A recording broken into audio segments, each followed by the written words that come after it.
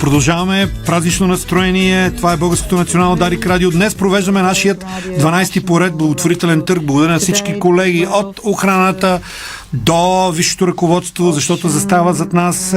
Даже, казвам, изпълнителният ни директор Христо Христов участва за един от артикулите. Бог да го прости на времето. Радосвет Радев пък си купи, няма да забравя, едни специални жълти, червени картони тук да не ги раздава, както се казва, заслужено или не заслужено. На гости ни е Тони Макмъри, англичанин, шеф на голямата компания Ingram Micro, в която работят много чужденци, но и много българи. Над 1200 души, нали, Тони? Говориме и за неговото голямо сърце.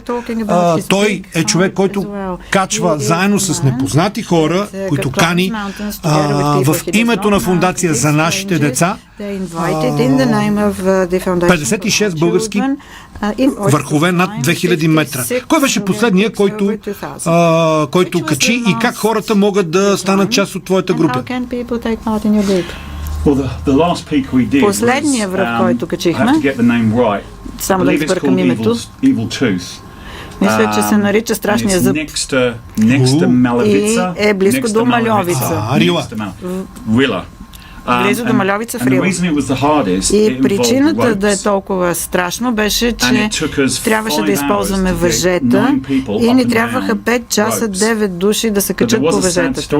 Но the mountain rescue company of Bulgaria Планинската спасителна служба на България беше с нас на връщане и, за съжаление, това показа колко е необходимо да мислим за безопасността на всички, защото един от катерачите в другата група, за съжаление, падна и почина.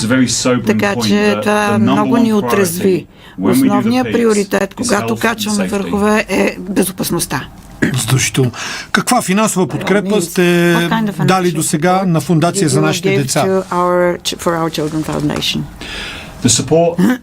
Подкрепата се изразява в различни дейности. Първо събираме средства. Набираме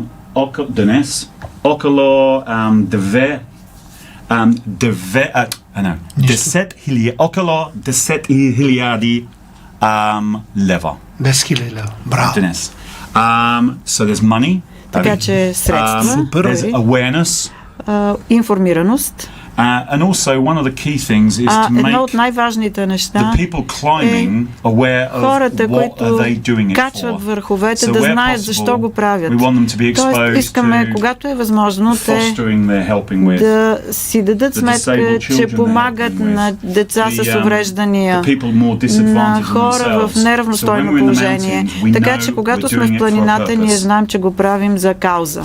Искам да обърна внимание на всички, които ни слушат в момента, да влязат в Дарик благотворителен търг и да разгледат даренията.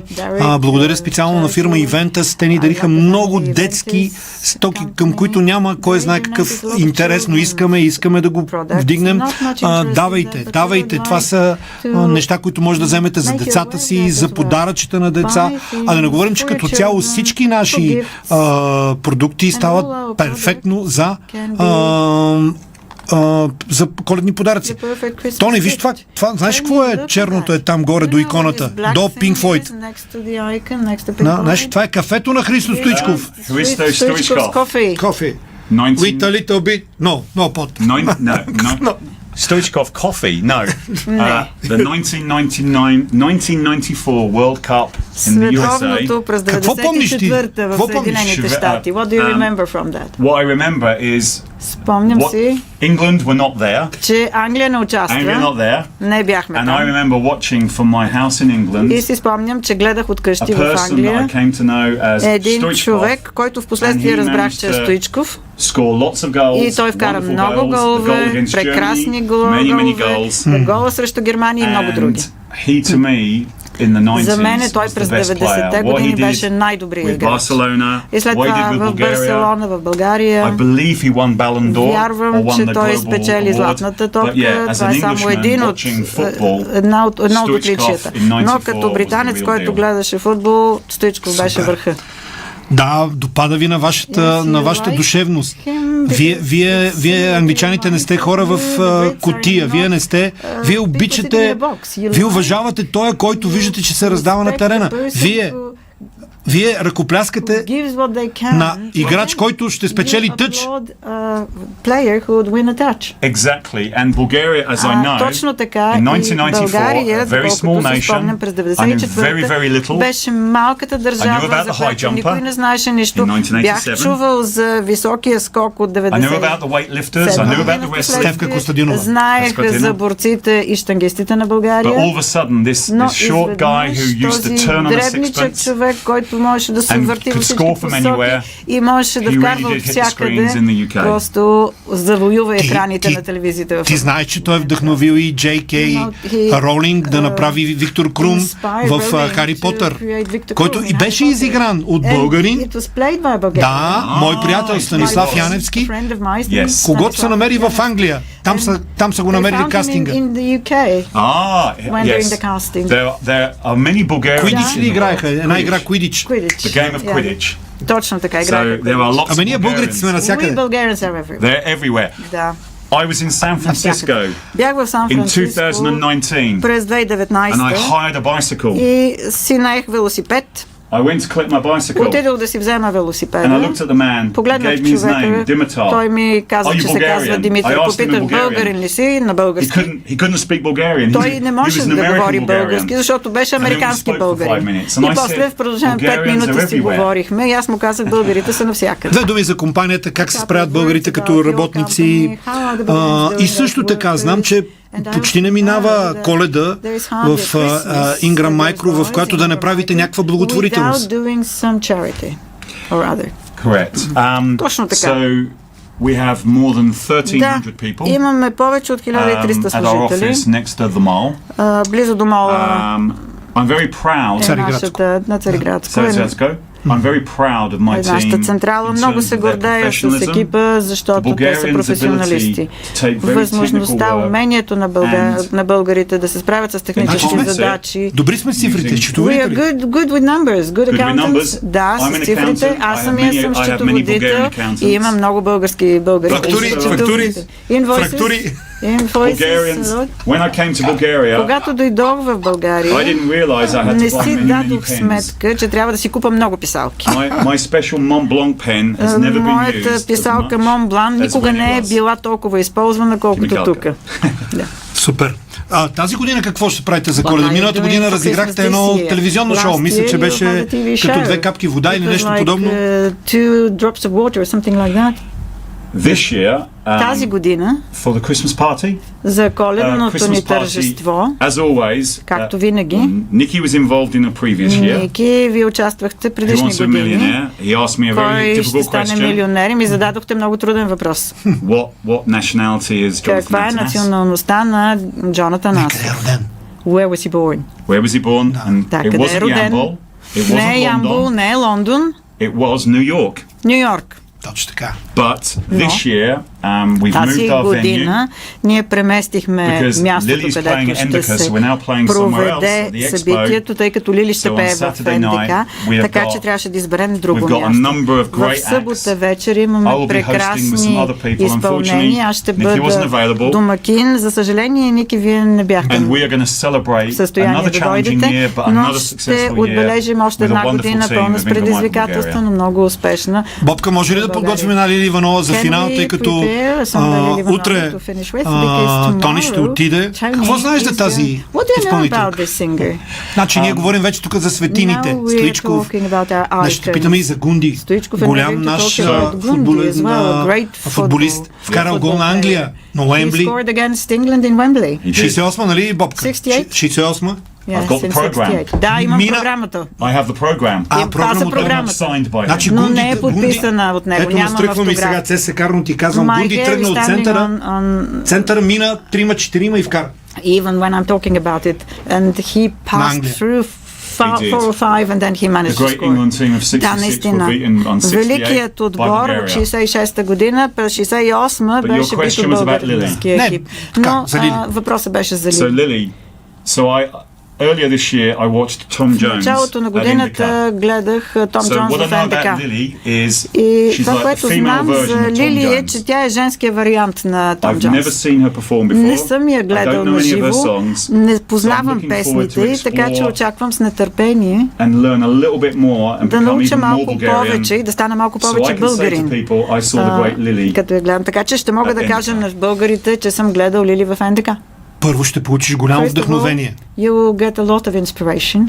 Защото тук годините нямат значение, както и при Том Джонс. Does not matter here. Тук има значение само професионализма, класата, стила и любовта, която тя излъчва и която поема. Иляна, съгласна сте, нали, като... Да, съгласна съм. And the love she shows and she takes up. Тони, защо хората трябва да се включат в нашия търг? Should people take part in our auction?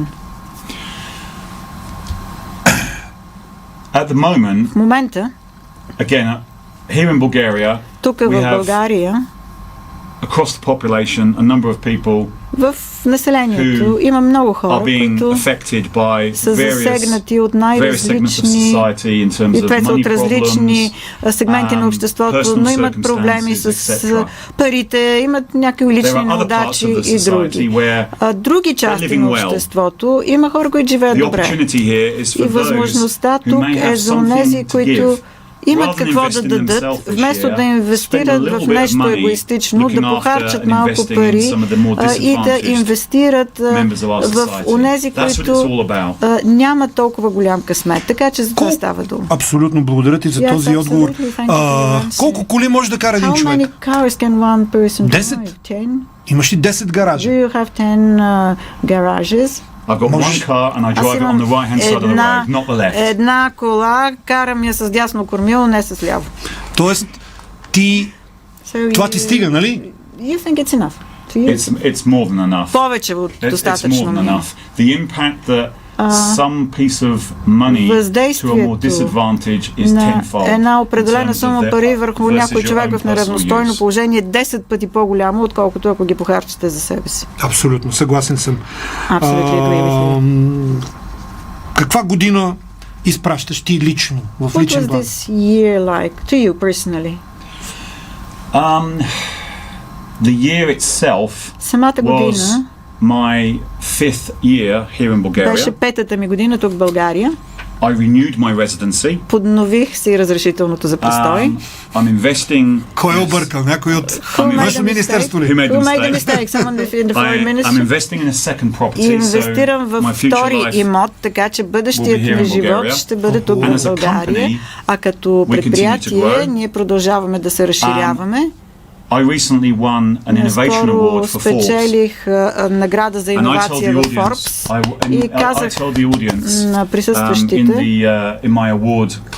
когато получих наградата си, че много се гордея с това, че живея в една страна, където искрено чувствам, че сме най-иновативната държава в региона и действително е така. Ще продължим да се разширяваме, да се разрастваме в отрасъла, възможностите са на лице и пак се връщаме на казаното от вас, човек да бъде добър, да използва положителното си отношение, за да използва възможностите в България. Така че изпращам още една прекрасна година в България, а 24-та ще бъде още по-добра. Много често си спикър, много добър. Разбира се, има още къде да се учиш от мен. Of course, you have a lot to learn from me still.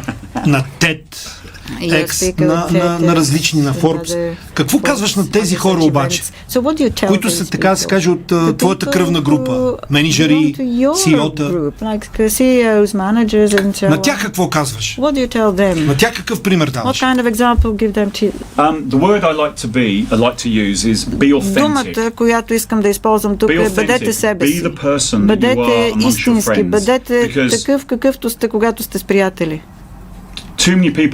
Защото много хора, които се изправят пред вас, не са това, което са. И ако са искрени, хората ще ги оценят именно заради това. Независимо какъв език говорите, но ако бъдете себе си, това винаги личи. Браво, честността, искреността винаги личи. Honesty is always obvious. Тони Макмъри, нашият патрон. Ще чуем Лили Иванова след 14 часа. Сега звукът на рекламите, най-любимата ни песен, така да се каже, защото и ние трябва да живеем. Вече 30 години в ефира на България, Дарик Радио. Тони, благодарим ти. До нови срещи. Поздрави на Шаран, твоята прекрасна съпруга. Поздрави на Лили Иванова. Нещо хубаво да ти се случи в България утре най-накрая. Така че ние продължаваме. Чао!